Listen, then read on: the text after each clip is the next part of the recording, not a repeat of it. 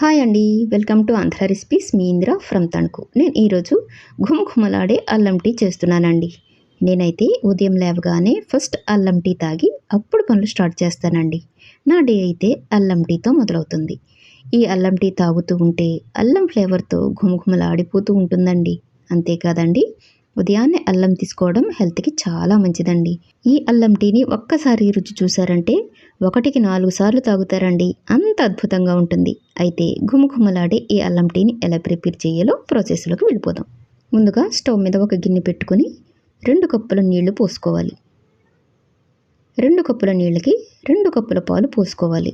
బాగా చిక్కని పాలు అయితే 2 కప్పుల నీళ్ళకి 2 కప్పుల పాలు పోసుకోవాలండి. అయితే పల్చని పాలు అయితే వట్టి పాలతోనే పెట్టుకోవాలి. ఇప్పుడు 2 స్పూన్లు పంచదార వేసుకోవాలి. అలాగే 2 స్పూన్లు టీ పొడి వేసుకోవాలి. మీకు టీ మరీ స్ట్రాంగ్గా కావాలనుకుంటే ఇంకొంచెం టీ పొడి వేసుకోవచ్చండి. ఇప్పుడు 2 ఇంచుల అల్లం ముక్కని దంచుకుని టీలో వేసుకోవాలి. అల్లం వేసిన తర్వాత కాసేపు మరగనివ్వాలి. 4 కప్పుల టీకి 2 స్పూన్లు షుగర్ వేసాం కదా. ఇప్పుడు కొద్దిసేపు మరిగిన తర్వాత బెల్లం వేసుకోవాలండి. ముందుగానే బెల్లం వేస్తే పాలు విరిగిపోతాయండి. అందుకే ముందు బెల్లం వేయకూడదు. మిగిలిన 2 స్పూన్లకి సరిపడగా బెల్లం వేసుకోవాలండి. ఇప్పుడు 2 స్పూన్లకి సరిపడగా బెల్లం వేసుకోవాలి.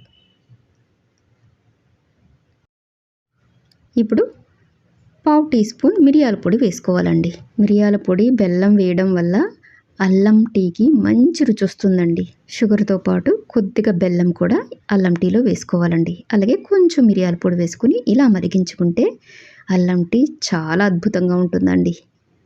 ఇప్పుడు ఇలా 2 నిమిషాలు మరిగిన తర్వాత వడకట్టేసుకోవాలి. టీని మరీ ఎక్కువసేపు మరిగించకూడదండి. 2 నిమిషాలు మరిగిస్తే సరిపోతుందండి. టీని ఎక్కువసేపు మరిగిస్తే టేస్ట్ మారిపోతుందండి.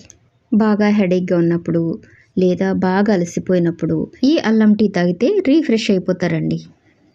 వడకట్టిన టీని డైరెక్ట్గా కప్పులో పోసేయకూడదండి. స్టీల్ గ్లాస్లో 2-3 సార్లు వేసుకుని తొరపాలి.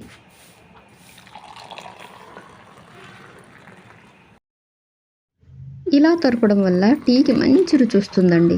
హోటల్స్లో టీని ఇలా తొరిపిస్తారండి. అందుకే టీ అంత టేస్టీగా ఉంటుంది. అల్లం టీని ఈ ప్రాసెస్లో చేసుకుని తాగితే ఎన్నిసార్లు తాగినా తాగాలనిపిస్తుందండి.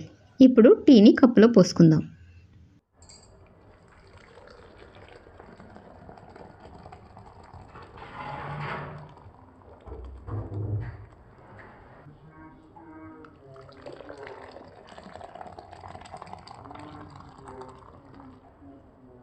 ఇంతేనండి, ఘుమఘుమలాడే అల్లం టీ రెడీ అయిపోయింది. ఇప్పుడు టేస్ట్ చేద్దాం.